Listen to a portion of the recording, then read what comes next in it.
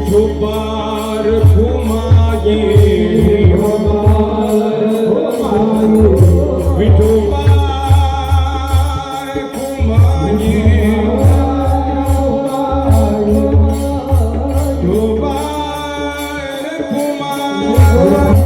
विठोबार घुमाये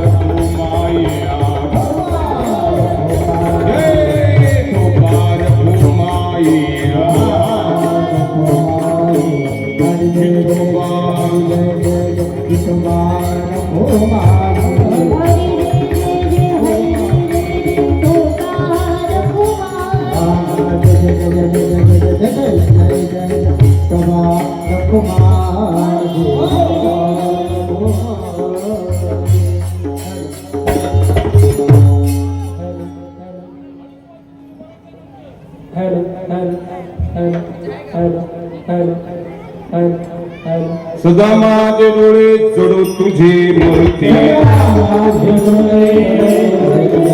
सदा माझे डोळे चढू तुझी मूर्ती कुमाईचा पती सोयरिया सदा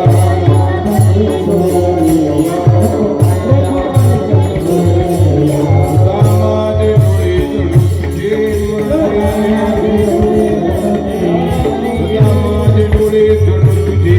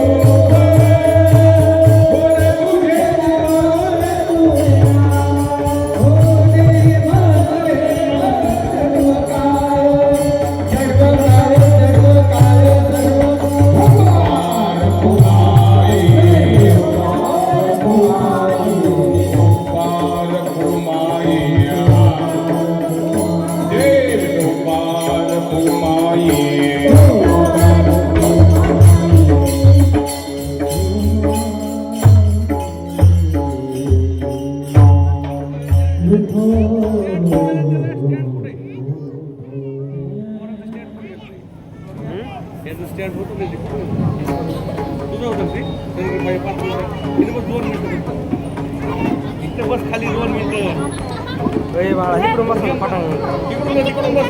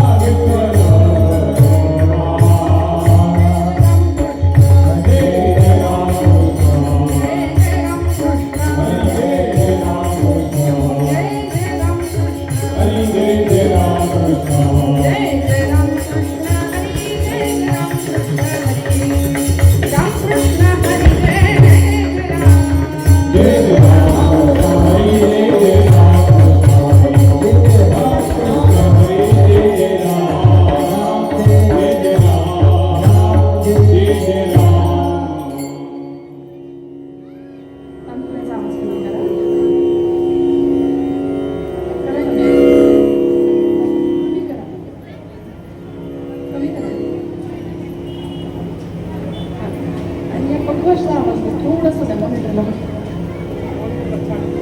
चॅट द्या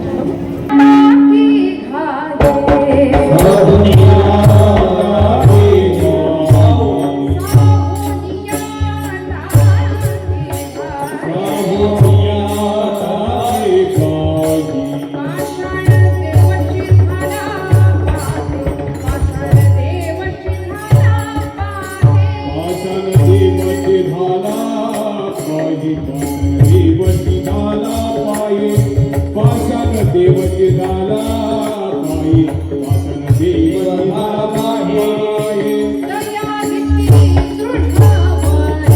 तयार ते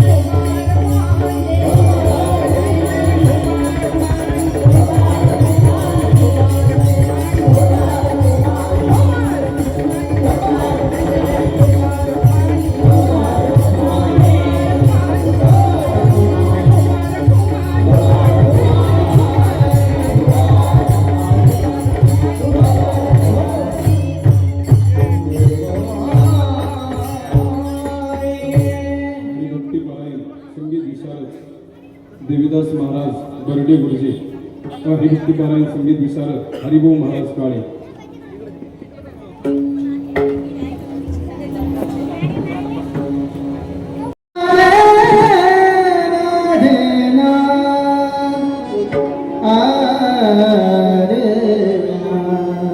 रे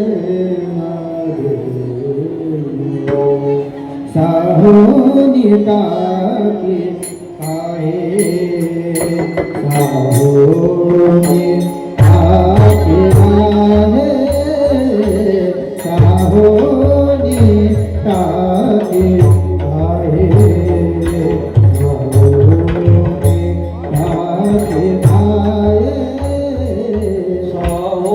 साहोनिया टाके खाए साहोनिया टाके खाए साहोनिया टाके खाए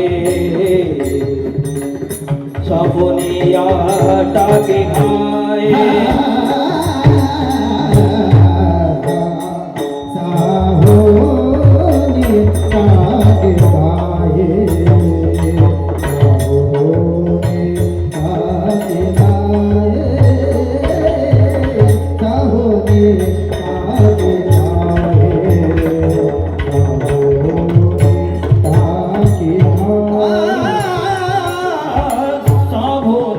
साहोनिया टाके खाए साहोनिया टाके खाए साहोनिया टाके खाए साहोनिया टाके खाए देवची झाल पाय पाषाण देवची झाल पाय पाषाण देवची झाल पाय पाषाण देवची झाल पाय दया देते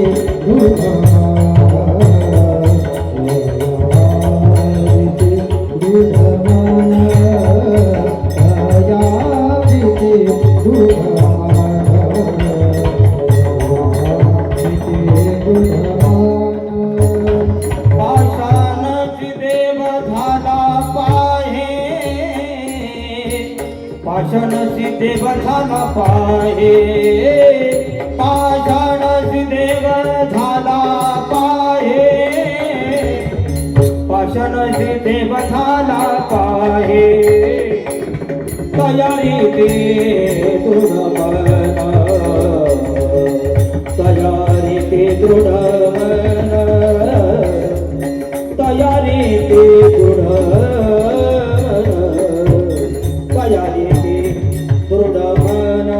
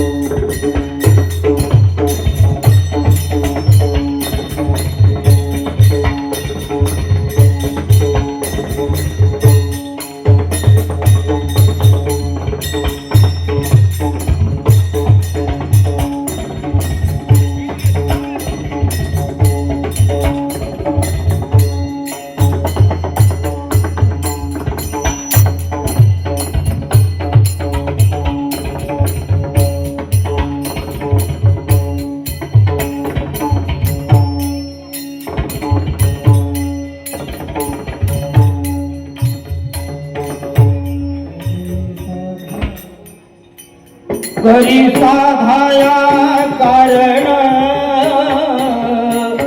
करी साधाया कारण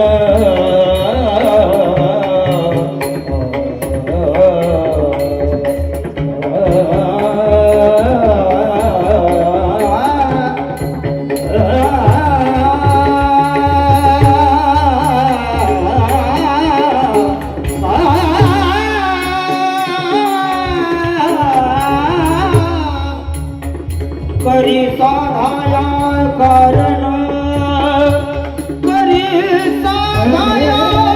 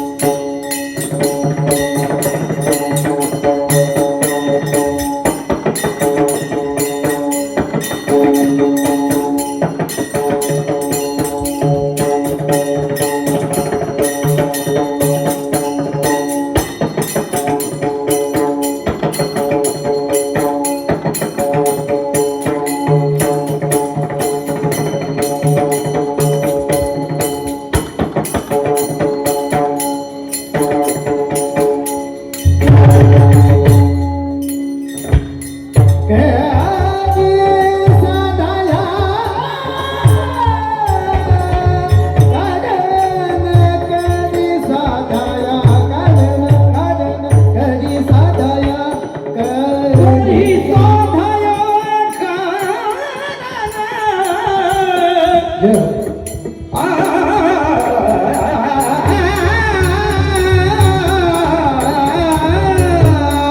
करी साधा या कारण करी साधा या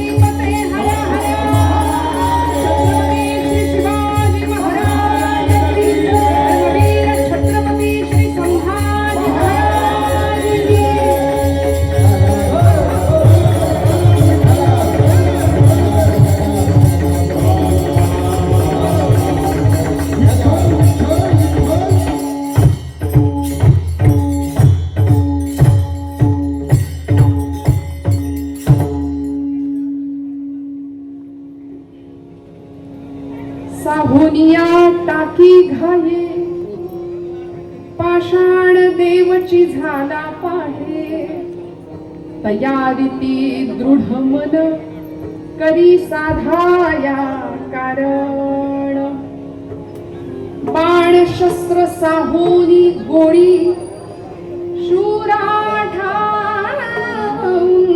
स्थळी तयारीती दृढ मन करी साधाया कारण तुका म्हणे सती अग्नन देखे जारीती तयारीती दृढ मन करी साधाया कारण भेटी लागी पंढरीनाथा जीवाला गली तळमळ व्यथा जीवाला गली तळमळ व्यथा जीवाला गली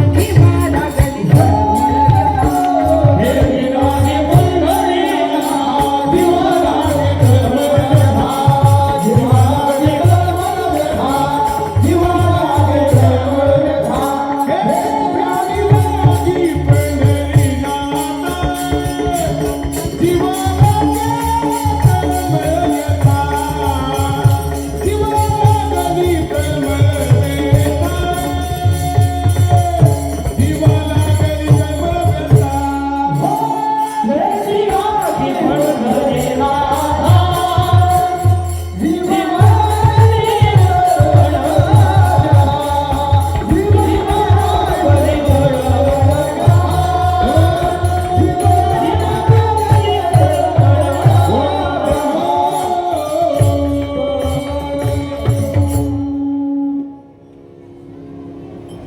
पांडुरंगा करू प्रथम नमन दुसरे चरण संतांचिया त्यांच्या कृपादाने कथेचा विस्तारू बाबाजी सद्गुरु दास तुका ओम नमो ज्ञानेश्वरा करुणा करा दयाळा तुमचा अनुग्रह लाधलो पावन झालो चराचरी मस्तक हे पायावरी या वारकरी संतांच्या ब्रह्मानंदं परमसुखदं केवलं ज्ञानमूर्तिं द्वन्द्वातीतं गगनसदृशं तत्त्वमस्यादिलक्ष्यम् एकं नित्यं विमलमचलं सर्वधी साक्षिभूतं भावातीतं त्रिगुणरहितं सद्गुरुं तन्नमामि योऽन्तः प्रविश्य मम वाचमिमां प्रसुप्तां सञ्जीवयत्यखिलशक्तिधरस्वधाम्नाम् अन्यांश्च हस्तचरणश्रवणत्वगादीन् प्राणान्नमो भगवते पुरुषाय तुभ्यं वचन ऐका कमळापती माझी रंकाची विनंती कर जोडी तू कथे काळी आपण असावे जवळी घेई घेई माझी भाक जरी का मागे आणीक कर जोडी तो कथे काळी आपण असावे जवळी ये ग विठा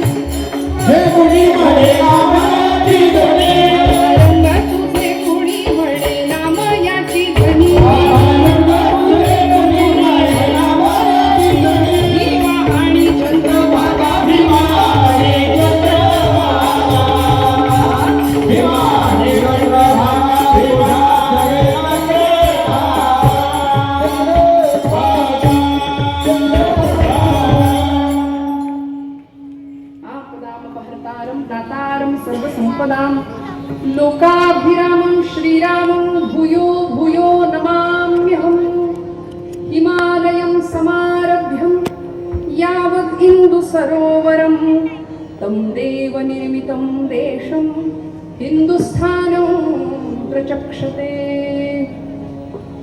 तुम्ही श्रोते जगदीश मूर्ती तेथे माझी व्युत्पत्ती किती बुद्धिहीन अल्पमती सलगी करीतसे प्रभो तुम्ही महेशाची या मूर्ती मी दुबळा अर्चितसे भक्ती बोल जरी गंगावती तरी स्वीकारार की विठ्ठल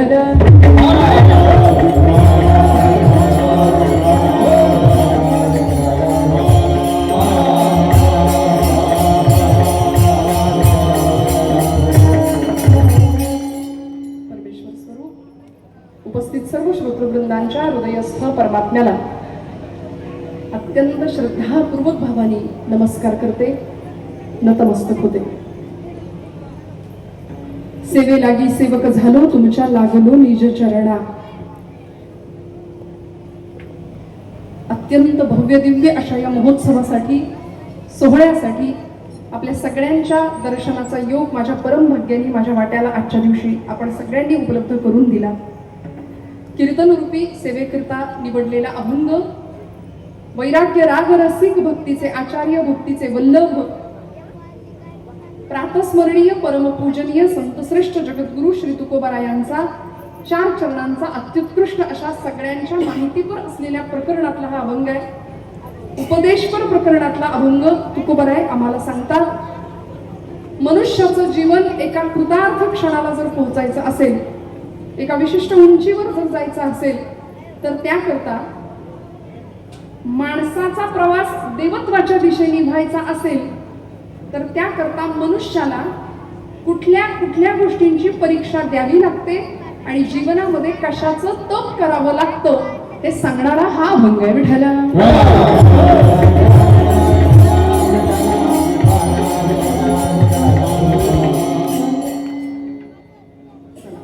आपापसात कुणी बोलू नका.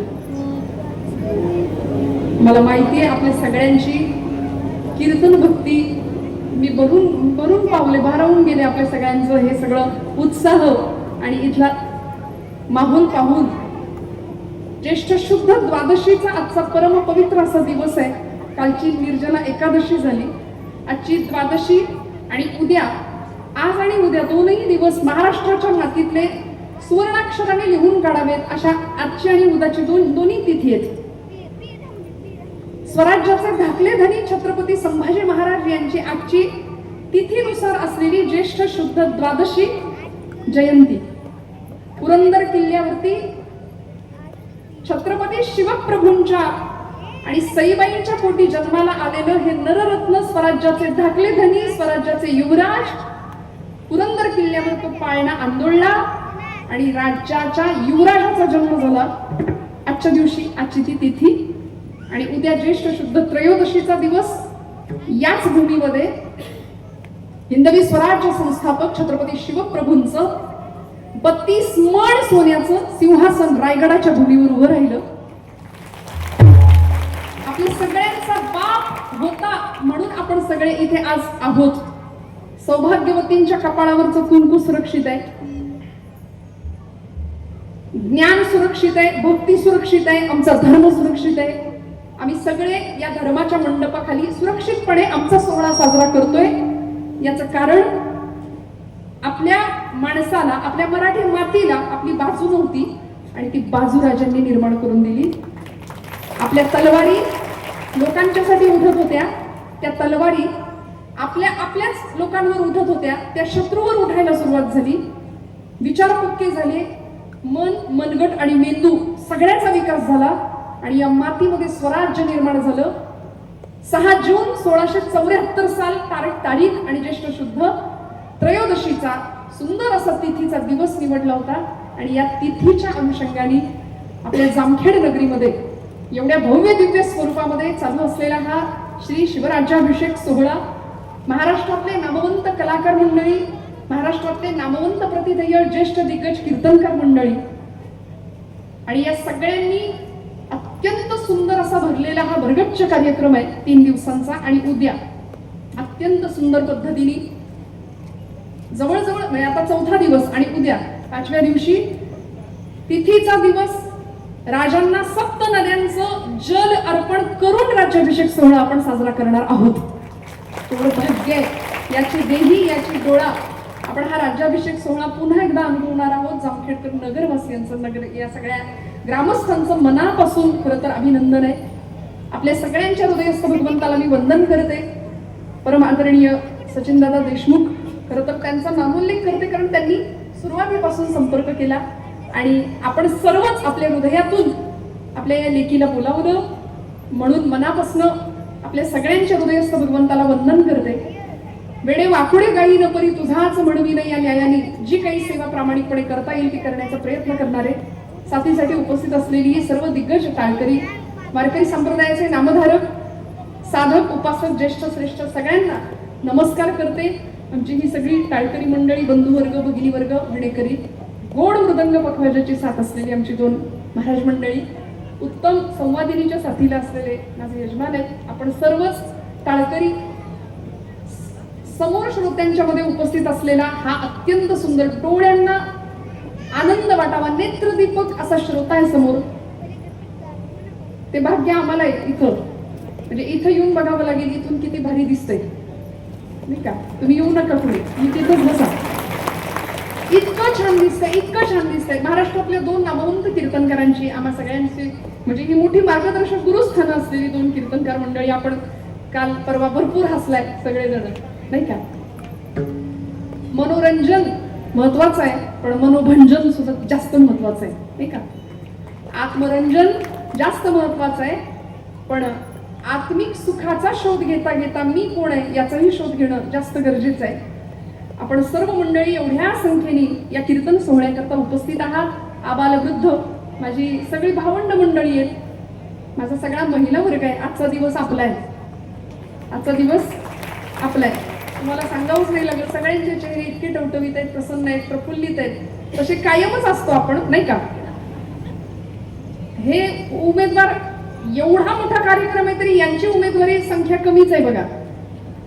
संख्येने तुम्ही मंडळी कमीच आहात.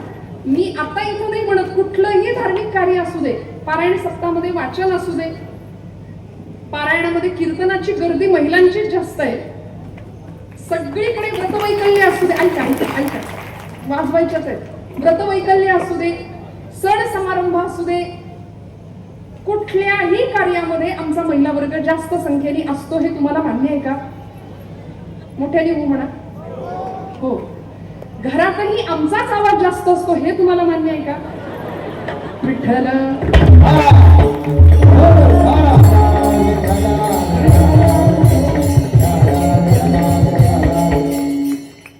हात उंच झाला ज्येष्ठ मंडळींचा, अनुभवाचे बोल. तरुण मंडळी जास्त हात वर कोणी केला नाही, ज्येष्ठ मंडळींनी हो हो आवाज जास्त आहे इकडचाच नाही का. पण खऱ्या अर्थी आज मला खूप खूप समाधान वाटतं. माझा महिला वर्ग मला कायम कौतुक आहे, कायम अभिमान आहे. आणि आपण सर्वच माझे बंधुतुल्य, पितृतुल्य सर्व ज्येष्ठ श्रेष्ठ पुरुष मंडळी सगळ्यांच्या चरणारविंदी कृतज्ञतापूर्वक वंदन करणारे. गोड अशी ध्वनी व्यवस्था आहे आणि उत्तम सगळ्या आयोजनामध्ये नियोजनामध्ये संपन्न होत असलेली ही सगळी अत्यंत सुंदर अशी आपल्या धर्माची सेवा आहे मी म्हणेन. आपल्या भगवंताला काय आवडतं याचा विचार करून केलेली ही सगळी योजना आहे. आपल्या या सगळ्या शिवप्रतिष्ठानच्या माझी ही सगळी धारकरी भावंड मंडळी, या सगळ्या धारकऱ्यांच्या उत्तम सुंदर प्रयत्नातून, त्यांच्या या सगळ्या मेहनतीतून हे सगळं स्वराज्य किंवा हे सगळं सुंदर असा हा सोहळा दिमागदार उभा राहिलाय. आणि याला कारण असं आहे, आपल्या या सगळ्या संस्थांचे किंवा इथल्या सगळ्या कार्यक्रमाचे अध्यक्ष असलेले मला वाटतं भोसले, माधवराज भोसले, पांडुराजे भोसले, मनापासून दादांना सुद्धा नम्रतापूर्वक वंदन करते. आणि आपण सर्वच काय असतं, हा घाट घालून आणणं खूप कठीण आहे. कुणाच्या तरी एकाच्या डोक्यात येतं पण बहुता जनांचे मुखी यश घ्यावे असं म्हटलंय. गोपालकृष्ण परमात्म्याला एकटा पर्वत उचलता आला असता, गोवर्धन पर्वत, पण त्यांनी काय सांगितलं, सगळ्यांना काठ्या लावायला सांगितल्या. सगळे आले, सगळ्यांनी काठ्या लावल्या आणि मग तो सगळा गोवर्धन पर्वत भगवंतांनी उचलला. तसं तुम्ही आम्ही खेळी वेळी गदारोळी आनंद आहे, हा आनंदाचा गदारोळ सगळ्यांनी मिळून हा सगळा जगन्नाथाचा रथ असू दे, हा धर्माचा पर्वत आपण सगळे उचलताय. मला अत्यानंद होतोय आपल्या सगळ्यांचं आज दर्शन घेताना. सेवेसाठी उपस्थित असलेली पंचक्रोशीतली सर्व मान्यवर मंडळी, सर्व क्षेत्रातली, मग राजकारण असू दे, शैक्षणिक, धार्मिक, आर्थिक, सामाजिक, सगळ्या क्षेत्रातल्या सर्व मान्यवर मंडळींना मनापासून प्रणाम करते आणि कीर्तनाला प्रारंभ करते. विठाल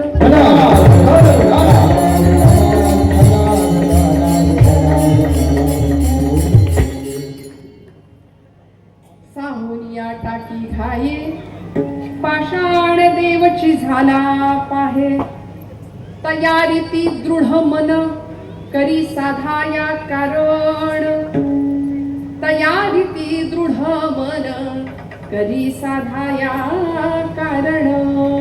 मोठ्या अपेक्षेने आपण सगळे आज इथे उपस्थित आहात. सर्वच वर्ग. जगद्गुरु तुकोबरायांचा अभंग आहे. माझ्याकडे हातात असलेल्या संकल्पित वेळेमध्ये आपल्याला या अभंगाची सोडवणूक किंवा हा अभंग आपल्याला सोडवायचा आहे. राज्याभिषेक सोहळ्याच्या निमित्ताने आपण सगळी मंडळी इथे उपस्थित आहात. तुकोबरायांचा अभंग आहे. ज्या भूमीमध्ये अभंगाचं दान तुकोबरायांनी दिलं, ज्या ज्ञानोबरायांनी अभंग आणि ओवीच्या माध्यमातून सुंदर अशा वाङ्मय निर्मितीच्या माध्यमातून तुमच्या माझ्या मनाची, तुमच्या माझ्या मनगटाची आणि मेंदूची जडणघडण केली उत्तम प्रकारे. जीवन जगत असताना जीवाची भेट शिवापर्यंत पोहोचली पाहिजे. अपूर्ण असलेला जीव पूर्णत्वाला गेला पाहिजे असं प्रत्येकाला वाटतं, बरोबर ना? आपण माणूस म्हणून जन्माला आलोय. आपण आपापसात बोलू नका फक्त आता. मनुष्य म्हणून जन्माला आलो, पण काही लोकांना असं वाटतं खाण्यासाठी जन्म आपला, फक्त या, खा, प्या, मजा करा. चार्वाक नावाचा एक तत्ववेत्ता इथं होऊन गेला. तो म्हणायचा ऋणं कृत्वा घृतं पिबेत. म्हणाले ऋण म्हणजे कर्ज काढा पण तूप खा. कर्ज काढून तूप खा, खाईल तर तुपाशी, नाही का? अशी काही लोकांची धारणा असते.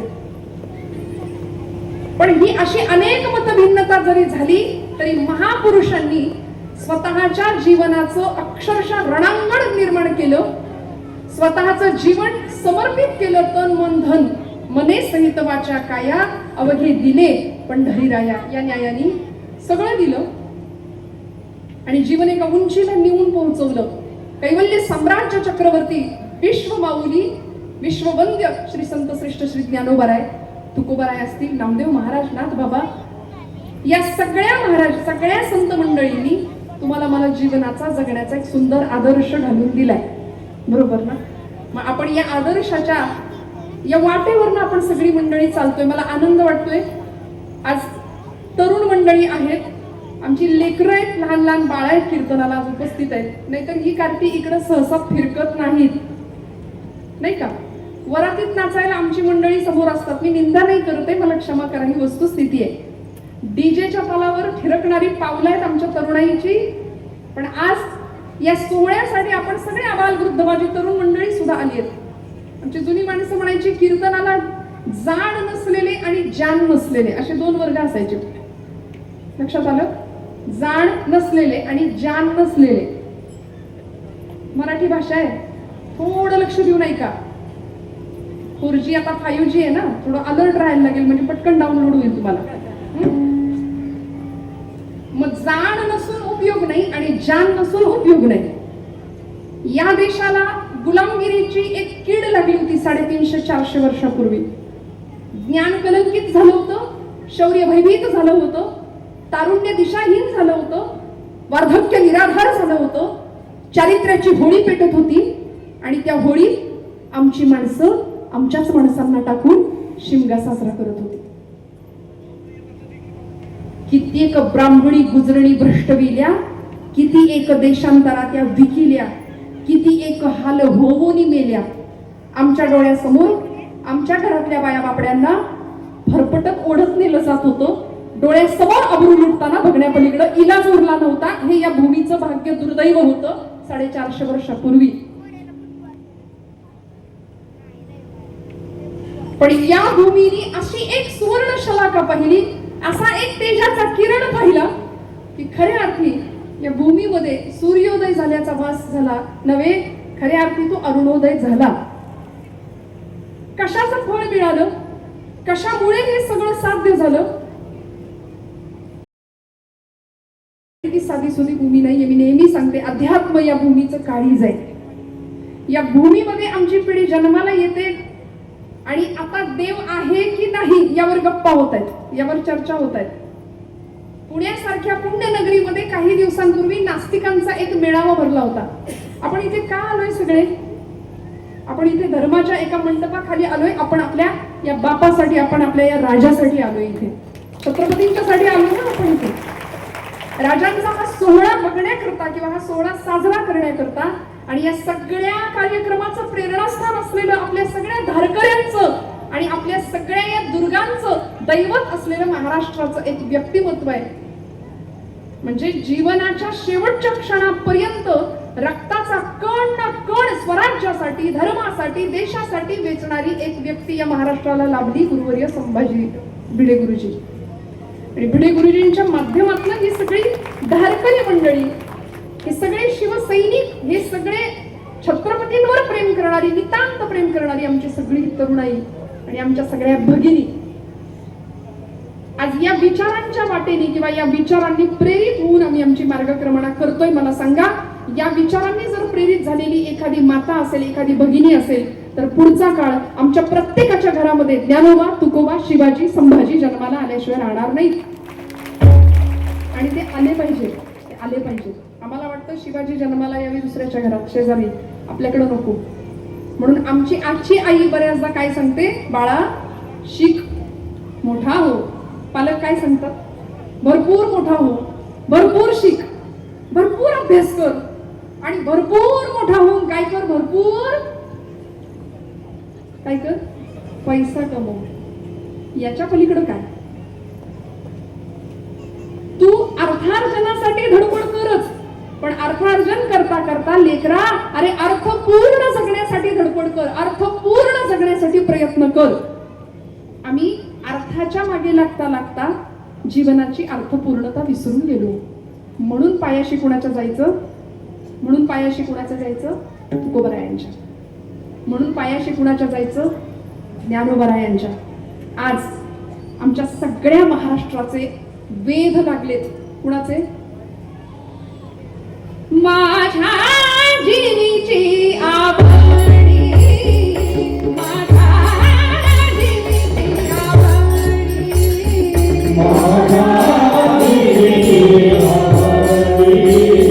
माझ्या जीवीची आवडी, माझ्या जीवीची आवडी, माझ्या जीवीची आवडी, माझ्या जीवीची आवडी.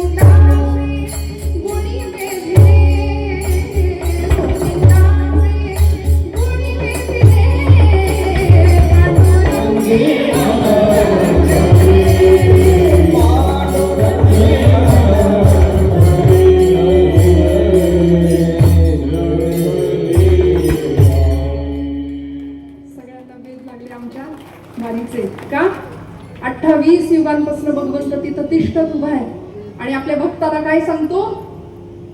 आषाढी कार्तिकी विसरू नका मज सांग कसे भूज पांडुरंग. म्हणले तुम्ही सगळे प्रापंचिक माणसं प्रपंचात इतकी अडकतात आणि मला विसरून जातात, म्हणून देवाला विसरण्यासारखं पाप नाही विसरू काही. बरं, या जगामध्ये या देवभूमीमध्ये जन्माला आल्यानंतर सुद्धा बसा विठ्ठल विठ्ठल.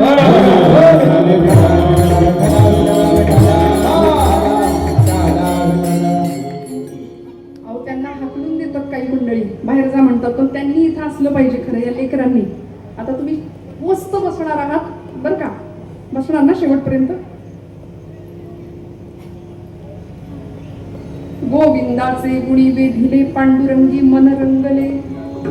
या वारीच्या वाटेचे वेध आपल्या सगळ्यांना लागले का? पांडुरंग वाट पाहतोय म्हटले, भगवंत वाट पाहतोय. जीवाचा प्रवास शिवाच्या दिशेने झाला पाहिजे, अपूर्ण असलेला जीव पूर्ण झाला पाहिजे. आणि पूर्ण काय आहे? वेदांनी आम्हाला सांगितलंय आमच्या. ओम पूर्णमद पूर्णमिदं पूर्णात् पूर्णमुदच्यते पूर्णस्य पूर्णमादाय पूर्णमेवावशिष्यते. पूर्ण काय आहे? पूर्ण ब्रह्म आहे म्हणाले. आणि त्या ब्रह्माच्या अनुभूती करता आम्हाला पूर्णत्वाची ओढ लागली पाहिजे, आम्हाला देव कळला पाहिजे, आम्हाला देव दिसला पाहिजे. आणि देव काय हो? छत्रपती शिवप्रभू एका आईच्या पोटी जन्माला आले खरे, पण तो शिवाचा अंश म्हणून आम्ही त्यांची पूजा करतो, देवस्वरूप म्हणून आम्ही त्यांना समजतो. पण हे सगळं देवत्व, नराचा नारायण होण्याचा हा जो प्रवास आहे ना, तो सहज झाला का मला सांगा? सहज नाही झाला. यामागे प्रचंड यातना सोसाव्या लागल्या एका आईला, एका मातेला. मी एक धाडसी विधान करून जाईल. छत्रपती शिवप्रभू जन्माला आले. आज संभाजीराजांची जयंती आहे, ज्येष्ठ शुद्ध द्वादशीचा दिवस.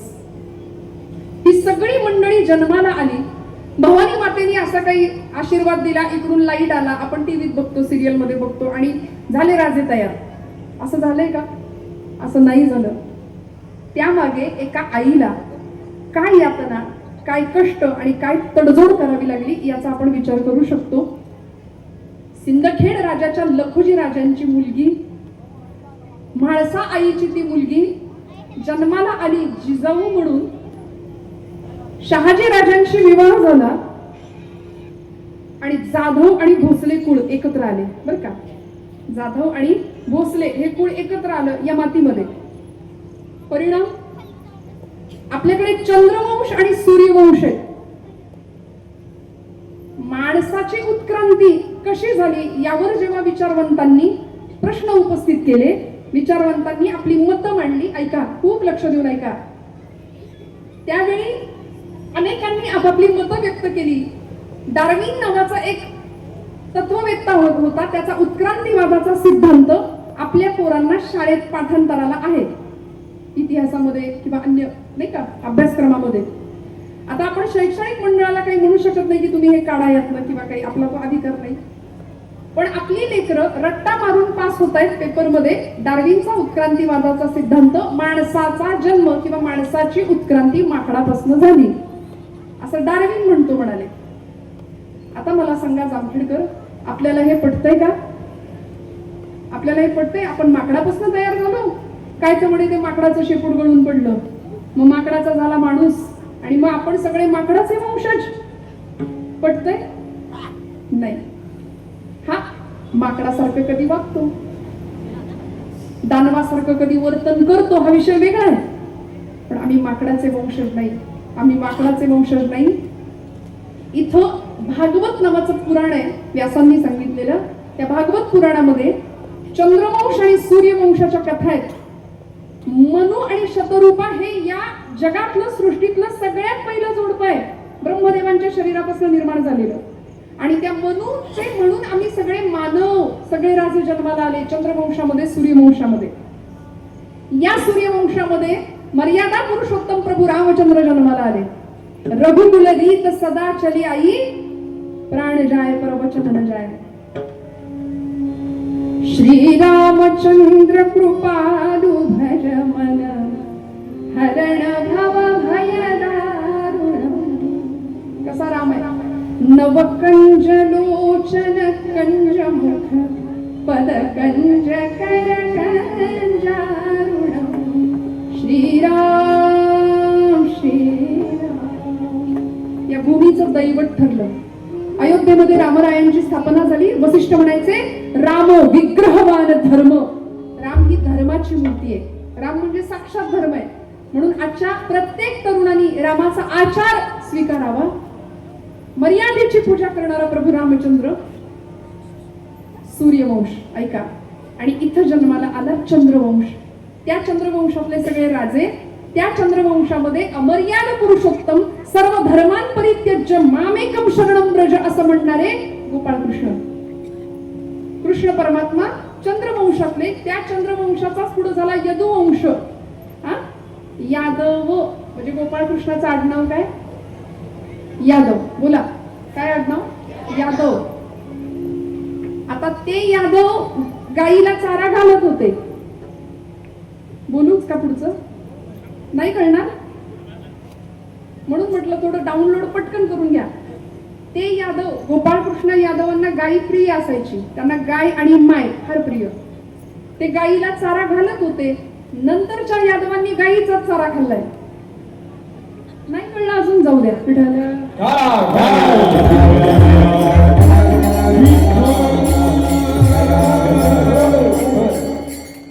यादवांचे झाले पुढे जाधव. ऐका, यादवांचे झाले जाधव आणि जाधवांच्या कुळामध्ये सिंदखेड राजाला लखुजी राजांच्या आणि माळसाबाईंच्या पोटी जन्माला आलेली ही लेक आईसाहेब जिजाई माता जिजाई. आणि इकडं भोसले कुळामध्ये सूर्यवंशामध्ये मालोजी राजांच्या कुळामध्ये जन्माला आलेले शहाजी राजे. शहाजी राजांचा आणि जिजाऊ मौलीचा विवाह होतो. सूर्यवंश चंद्रवंश एकत्र येतात. भोसले जाधव एकत्र येतात आणि या मातीला एक शककर्ता राजा प्राप्त होतो. म्हणून आपले पूर्वज राजे छत्रपती आहेत.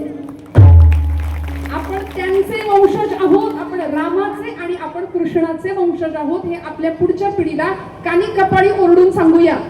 कानी कपाळी ओरडून सांगूया. आता सांगते, आमचीच लेकरं कॉन्व्हेंटला जातात आणि आमच्याच देवदेवतांची टिंगल करतात. गणपती बाप्पाला एलिफंट गॉड म्हणण्याची पद्धत आहे कॉन्व्हेंट संस्कृतीत. मारुतीरायाला मंकी गॉड म्हणतात नाही का? आणि अशी जर टिंगल कुणी करायला लागलं आपल्याच देवदेवतांची, आपल्याच साधूंची, तर असा विनोद कुणी आपल्याच धर्मावर आणि आपल्या देवदेवतेवर करायला लागला तर आपण वडील म्हणून सावध झालं पाहिजे आणि त्याला सांगायचं असा विनोद करू नको, तुझ्या गालावर विनोद उठेल दुसऱ्या क्षणाला. कुणीतरी असं म्हणतं रामकृष्ण निंदेचे विषय होऊन गेले. अनेकांनी त्यांना निंदेसाठीच निवडलं. कृष्णाला तर निंदा किती सोसावी लागली. आजही 16,108 केल्या. अरे त्या 16,100 कोण होत्या? नरकासुराच्या तावडीतल्या होत्या. ज्यांना कुणी स्वीकारत नव्हतं त्याला देवानी स्वीकारलं. आपल्याला जमणार आहे का ते? मग बोलता कशाला? बोलायचं कशाला? बरं, हे सगळं निंदेचे विषय आपण घेतो. अहो हे सगळे विनोदाचेच विषय आहेत असं म्हणणारा सुद्धा समाज आहे. पोरांच्या गालावर वेळीच विनोद नाही उठवलं तर उद्या आपल्या गालावर विनोद उठायची वेळ येईल. त्यामुळे आता सावध होऊया. म्हणून संतांनी आम्हाला सावध केलंय. हे सगळे सोहळे, हा सगळा घाट आपण कशाकरता घातलाय? हो कशाकरता घातलाय? फक्त विनोदा करता का? सांगा मला. 2 तास फक्त मनोरंजन करायचंय का? 2 तास फक्त हसायचंय का? जीवन आनंददायी असलंच पाहिजे. माणसं हसायला तयार नाहीत, कुणाकडे बघायला तयार नाही, कुणाशी बोलायला तयार नाही. अहो संसारी माणसं एकमेकांना भेटली तर पहिला प्रश्न विचारतात. काय विचारतो आपण? जामखेडकर पहिला मंडळ. खूप दिवसांनी आपण जर एकमेकीला भेटलो तर काय विचारतो? कसं काय? बोला ना. कसं काय? बरं आहे का? बरोबर ना? बरं आहे का? मग विचारल्यानंतर समोरून कशी प्रतिक्रिया येते आपल्याला? उत्तम चाललंय माझं, माझ्यासारखी मीच सुखी असं नाही कुणी म्हणत. प्रत्येकाला असं वाटतं या जगात सगळं बिघडलंय ते माझं बिघडलंय, सगळं जग सुखी आहे हे प्रत्येकाला वाटतं. माझ्याच वाट्याला दुःख आहे. मग विचारल्यानंतर समोरच्या व्यक्तीचा चेहरा असा काही होतो की जणू सगळ्या जगाचं टेन्शन आपल्यावर आहे आणि चेहरा पाडून बरंच म्हणायचं चाललंय आपलं रडत खडत कसं तरी असं उत्तर समोरून आलं की विचारणाऱ्याला फार बरं वाटतं मंडळी, इकडेही आपला अनुभव असेल. विचारणाऱ्या माणसाला बरं वाटतं, चला म्हणजे आपलंच बिघडलंय असं नाही. वेदना सार्वत्रिक झाली. जो देखे वो दुखिया मामा, सुखिया कोई नहीं रे. जो देखे वो दुखिया मामा, सुखिया कोई नहीं रे.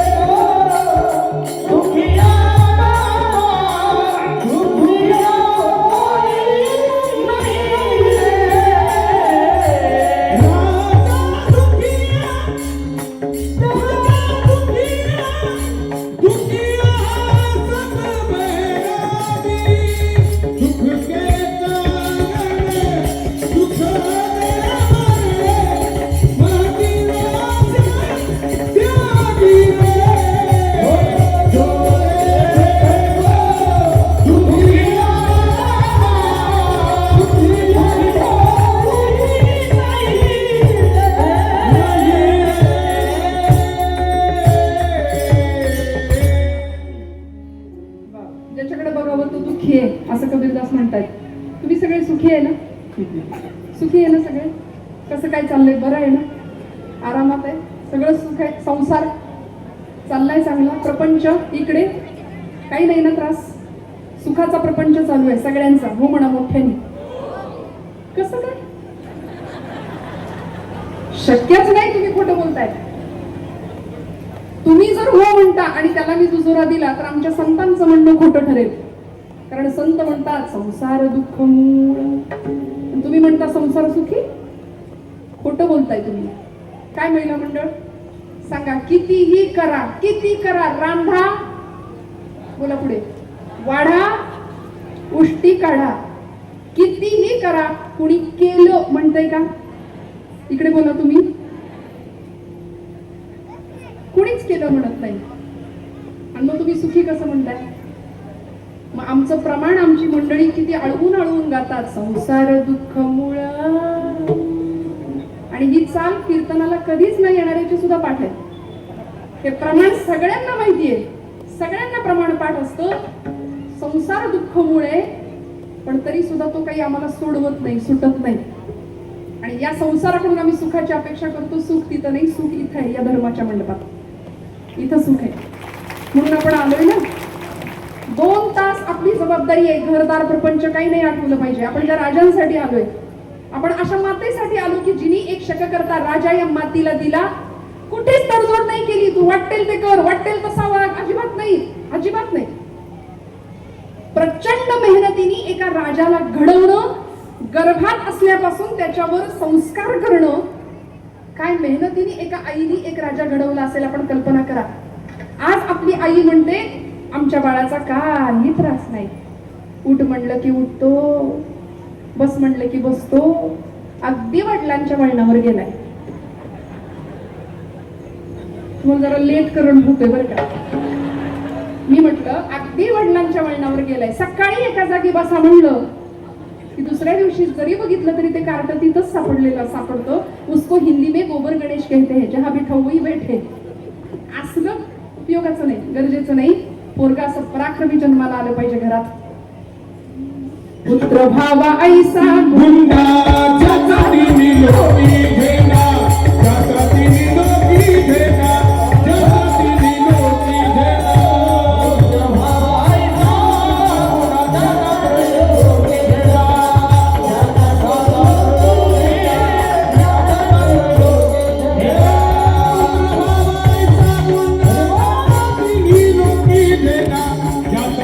लोकी घेना, जगातीने लोकी घेना.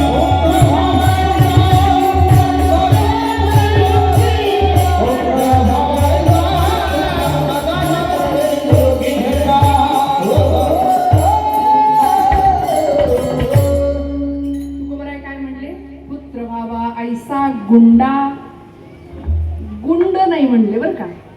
आम्ही सावधपणे ऐकलं पाहिजे, म्हणलं पाहिजे. पुत्र व्हावा ऐसा गुंडा ज्याचा तिन्ही लोकी झेंडा. आजच्या दिवशी जन्माला आलेला एक छावा, राजांच्या पोटी जन्माला आलेलं नररत्न. काय वाटायला आलं होतं जन्माला आल्यानंतर? 2 वर्षाचे होते संभाजीराजे. सईबाईंचं निधन झालंय. आई निघून गेली. ज्या माझ्या स्वराज्याच्या धाकल्या धन्याला स्वतःच्या आईचं दूधही पिता आलं नाही, मिळालं नाही. प्रचंड जन्माला आल्यापासून अनेक यातनांचे डोंगर ज्यांनी झेलले आणि अत्यंत वयाच्या अल्प वयामध्ये 32व्या वर्षी इंद्रायणी भीमेच्या काठी मरणाला निधड्या छातीने माझा राजा सामोरा गेलाय. त्यांची आजची जयंती. स्वराज्याचे धाकले धनी छत्रपती संभाजीराजे.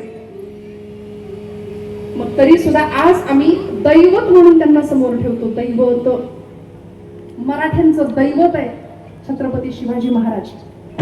राजांचं नाव घेतलं ना तरी माझ्या तरुणाच्या, माझ्या भावंडाच्या रक्तात असं काहीतरी चैतन्य सळसळतं. पण नुसतं नाव घेऊन उपयोग नाही. राजांसारखी नुसती चंद्रकोर लावून उपयोग नाही. राजांसारखी नुसती दाढी आणि तसा गेटअप करून उपयोग नाही. राजे आमच्या रक्तात आमच्या मनामनात असावे, हा विचारांनी भरलेला इथला तरुण असला पाहिजे, ही यामागची प्रेरणा आहे. नुसतं नाव घेतलं तरी मुर्द्यात सुद्धा प्राण संचारला पाहिजे, इतकी ताकद आहे या नावामध्ये. शिस्त वा वात्सल्य, जी जिद्द यांचा त्रिवेणी संगम असलेले छत्रपती शिवाजी महाराज.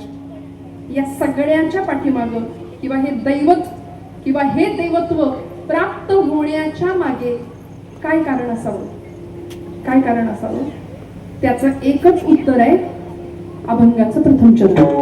सावनिया टाके गाई, सावनिया टाके गाई, सावनिया टाके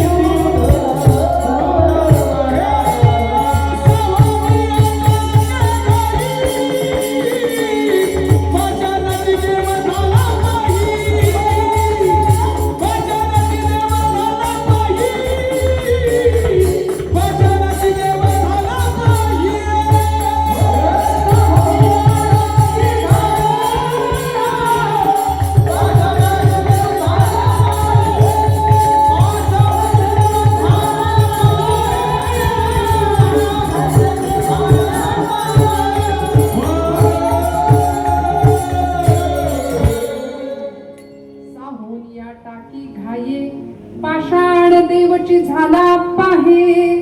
तुकोबरायांचा अभंग आहे. जाताना अभंग पाठ करून जायचा. जमेल ना? काल कुठला अभंग होता? काल नाही, काल पोवाडा होता. परवा कुठला अभंग होता काय माहिती? हा आता हे जाणकार मंडळी सांगू शकतील, सगळ्यांना नाही सांगता येत. आम्ही काय करतो माहितीये, आम्ही घरी घेऊन जातो विनोद, सिद्धांत इथंच राहतो, अभंग इथंच राहतो, घरी फक्त विनोद दिला जातो बरं का. म्हणून म्हटलं अभंग पाठ करून जाऊया घरी जाताना. साहोनिया टाकी घाये पाषाण देवची झाला पाहे. तुकोबरायांनी दगडाचा देव बनण्याची प्रक्रिया आम्हाला सांगितली. पाषाण देवची झाला पाहे. इथं देवत्व प्राप्त होणं सोपं नाहीये, देवाला सुद्धा देवपण प्राप्त होणं सोपं नाहीये. रामप्रभूंनी खूप सोसलं, कृष्ण परमात्म्यांनी खूप सोसलं. मला सांगा ना, आजच्या काळातला कुठला राजा उद्या सिंहासनावर बसायचंय ठरलंय आणि आज कळालं तुला सिंहासन नाही, तुला वल्कल परिधान करावी लागतील आणि वनवासात जावं लागेल, आजच्या काळातला एखादा सत्ताधीश, एखादा राजा हे मान्य करेल? दितभर जमिनीच्या तुकड्यासाठी एकमेकांचा खून पाडणारे सख्खे भाऊ आपण ज्या समाजात पाहतोय, तिथे सत्ता संपत्तीसाठी संघर्ष आहे. सरकार म्हणतं पाणी अडवा, पाणी जिरवा. आम्ही काय म्हणतो, आम्ही याची अडवा.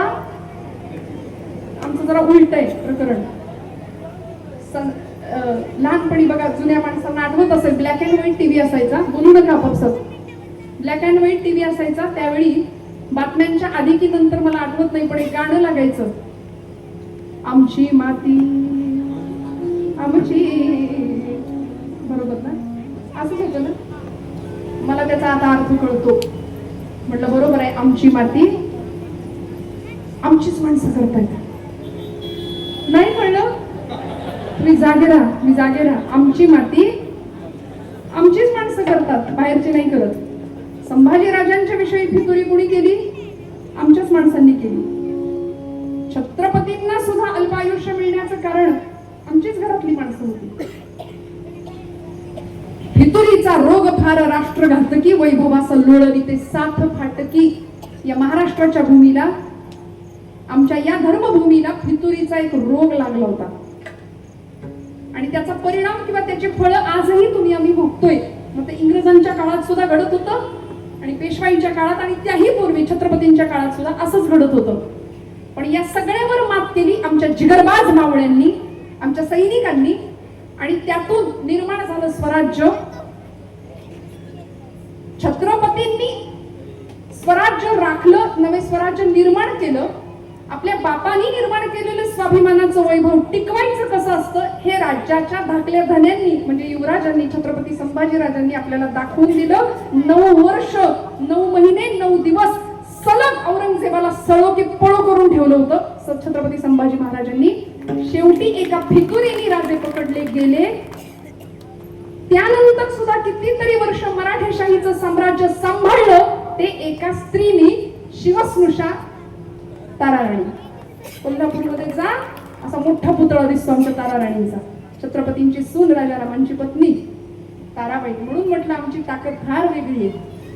मी सुरुवातीलाच सांगितलं, हा माझा महिला वर्ग आहे ना, स्त्रीकडे भगवंतांनी अशी सुंदर संवेदनशीलता दिली आहे, सोशिकता दिली आहे, सौहार्दता दिली आहे. पण वेळ आलीच तर महाकालीचा अवतार सुद्धा आम्ही धारण करतो की नाही? हो म्हणा. फक्त काय असतं, ते काळ वेळ सांभाळावं लागतं जरा, ते जरा आमचं चुकतं. 4 बायका एकत्र जमल्या की आम्हाला असं म्हटलं जातं की सगळ्या जामखेडचं वर्तमानपत्र तिथं मिळेल. याचं काय झालं, तिचं काय झालं, ती कुणाबरोबर गेली, ती तशीच तुला म्हणून सांगते ग. असं करत करत करत सगळा चोथा करून टाकतो नुसतं, तिथंच. असं नाही. मग यापेक्षा आमच्या थोड्याशा गप्पा बदलूया, नाही का? रोज स्वयंपाक करताना इथं केल्याची किंमत नाही, खाल्ल्याची किंमत नाही, गिळा एकदाशी असं म्हणून जर स्वयंपाक केला तर कितीही उत्तम स्वयंपाक झाला तरी खाणाऱ्या माणसाला त्याचा काही उपयोग नाही. त्याचा उपयोग अन्नात जाय ते बुद्धी म्हटलंय. पण हेच करताना कणिक मळायला घ्यायची मस्त, देवाची एक भारी उभा क्षण भरी, मस्त कणिक मळून झाली, घ्यायच्या चपात्या करायला, भाकरी करायला. तेडे मुक्तीचारी साधिल्या, भाकरी थापली, हरिमुखे म्हणा टाकायची तव्यावर. पुण्याची गणना कोण करी, फुगली बघा मस्त पैकी. जाईल भव श्रम सुख होईल दुःखाचे, जाईल भव श्रम सुख होईल दुःखाचे.